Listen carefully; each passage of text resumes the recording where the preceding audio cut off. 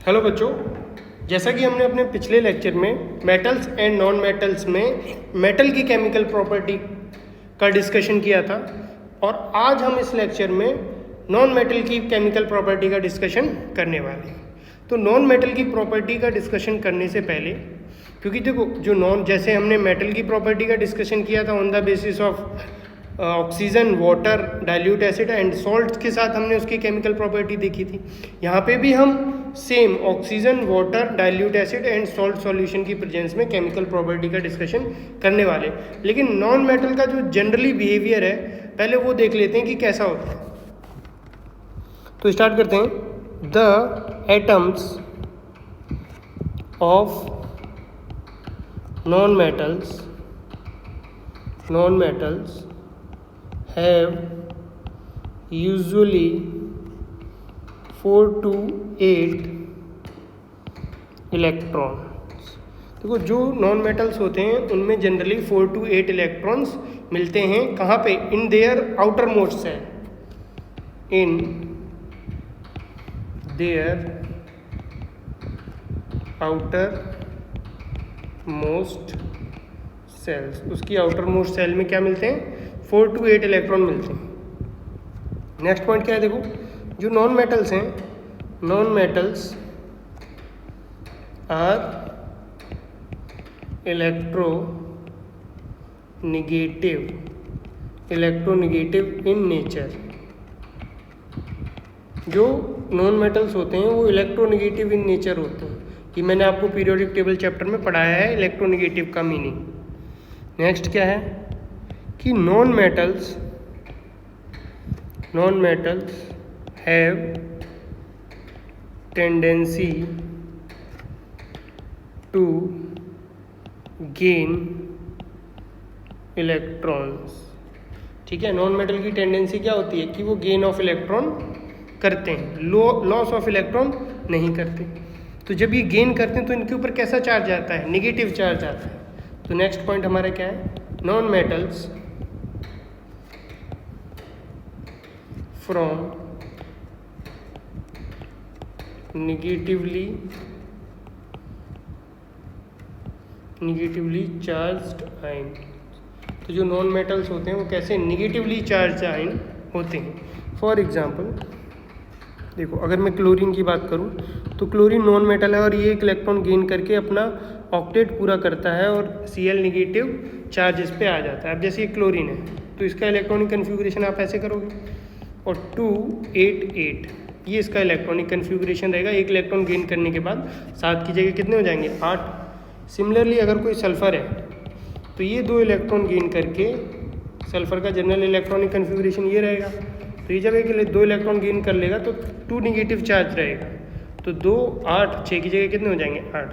तो इस तरीके से नेगेटिव चार्ज आता है नॉन मेटल के ऊपर जब वो इलेक्ट्रॉन को क्या करते हैं? गेन करते हैं। ठीक है, अब हम ये जो केमिकल प्रॉपर्टीज़ हैं नॉन मेटल की ये वन बाई वन डिस्कस करेंगे। ठीक है, तो सबसे पहले आता है हमारा reaction with oxygen. Reaction with oxygen कि ऑक्सीजन के साथ कैसे रिएक्ट करते हैं जो हमारे नॉन मेटल्स होते हैं। तो देखो नॉन मेटल जैसे कार्बन ऑक्सीजन के साथ रिएक्ट करके नॉन मेटल का क्या बनाएगा? ऑक्साइड्स बना लेगा, CO2। ऐसे ही अगर CO2 है इसकी वाटर के साथ रिएक्शन कराओगे तो ये एसिड प्रोड्यूस करेगा H2CO3, जिसे हम कार्बोनिक एसिड या कार्बोनिक वाटर भी बोलते हैं इसको। ठीक है, इसका फॉर्मेशन होता है। और जो नॉन मेटल्स के ऑक्साइड्स होते हैं ना वो 2 टाइप्स के होते हैं। देखो क्या कौन से वो 2 टाइप्स हैं? Non metal oxide are of 2 types. तो वो कौन से 2 टाइप्स हैं यहाँ पे देखते हैं। देखो फर्स्ट टाइप है हमारा एसिडिक, क्योंकि मेटल के ऑक्साइड बेसिक इन नेचर थे तो यहाँ पे नॉन मेटल के ऑक्साइड क्या होंगे? एसिडिक एंड सेकंड है हमारा न्यूट्रल। वहाँ पे क्या था मेटल में, एम्फोटेरिक, तो यहाँ पे क्या होगा, न्यूट्रल ऑक्साइड। ठीक है, तो जो एसिडिक जो ऑक्साइड्स होते हैं, ये पहली बार तो एसिडिक क्यों होते हैं, क्योंकि जब इन ऑक्साइड को आप वाटर में डिसॉल्व करते हो, जैसे आपने यहाँ पे देखा, तो ये एसिडिक का फॉर्मेशन होता है। तो हम यहाँ पे लिख सकते हैं form acid on dissolving in water, acid का फॉर्मेशन करते हैं।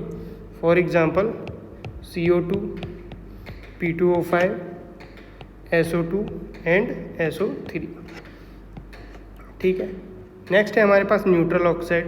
तो ये क्या होते हैं, न्यूट्रल इन नेचर होते हैं। पहला पॉइंट क्या है इनका, कि ये क्या होते हैं, न्यूट्रल इन नेचर होते हैं, neutral in nature.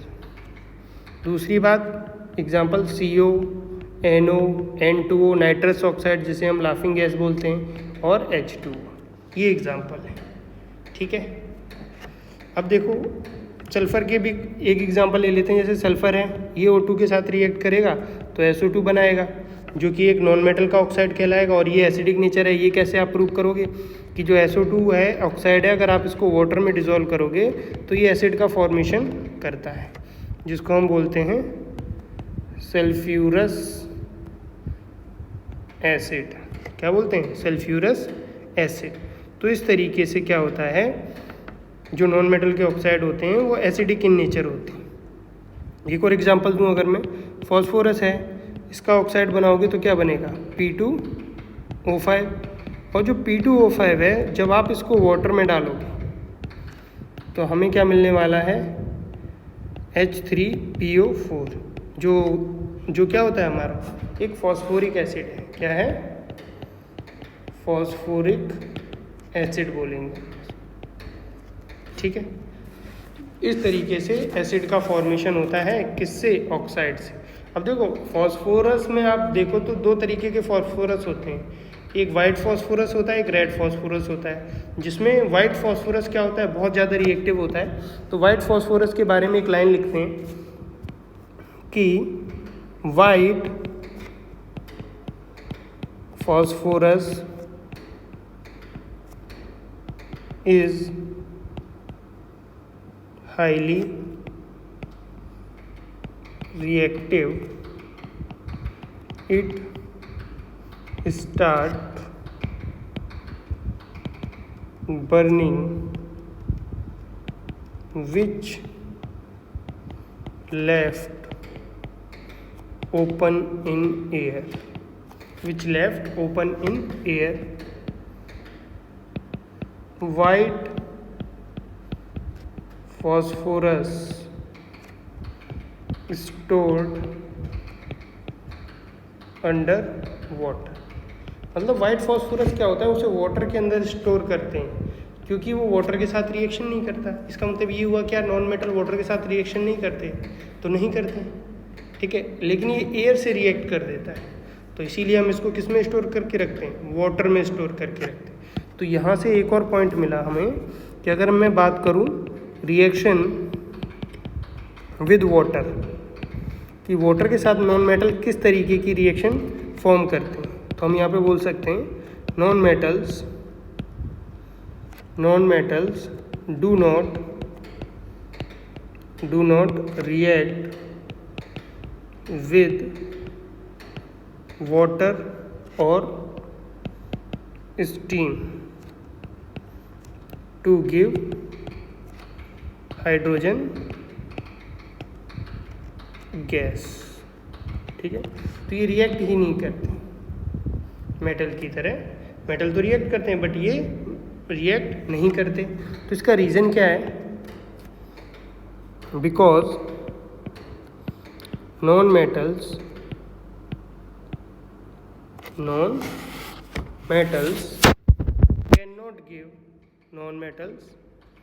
Can not give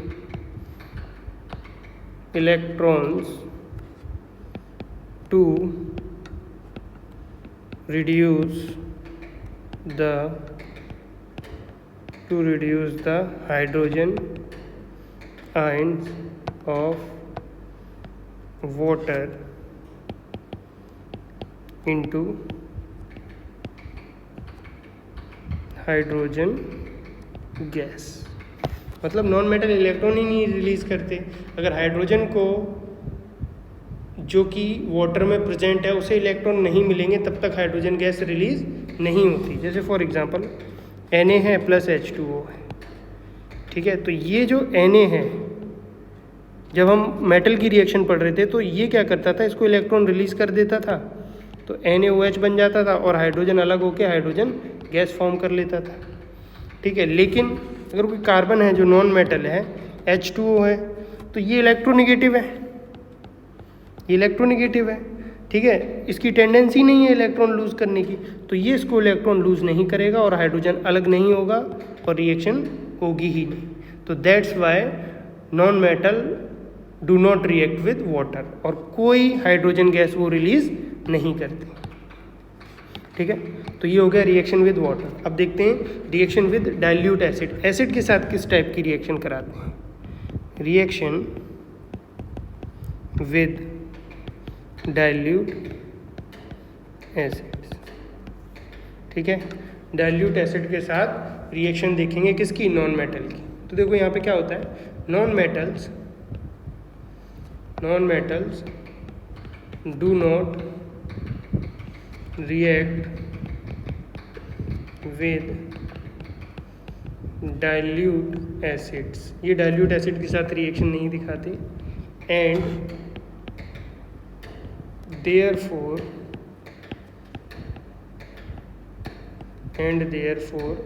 hydrogen gas is not liberated. Hydrogen gas is not liberated when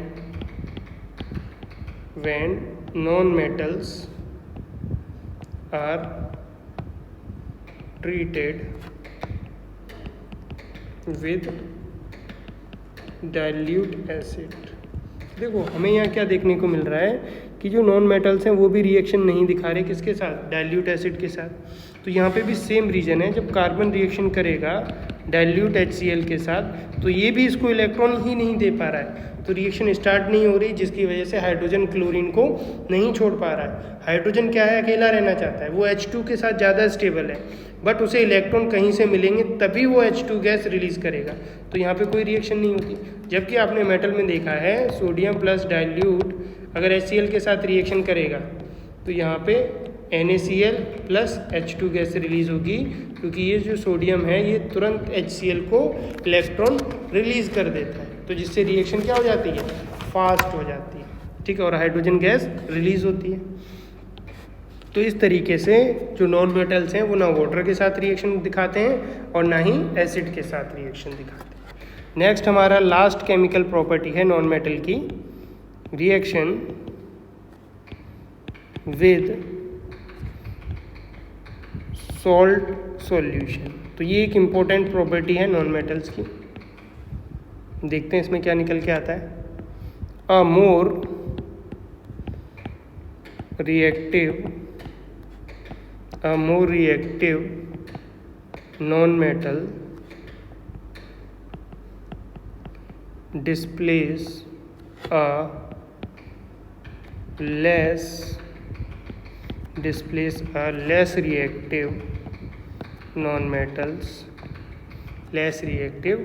non-metal from its salt, ठीक है।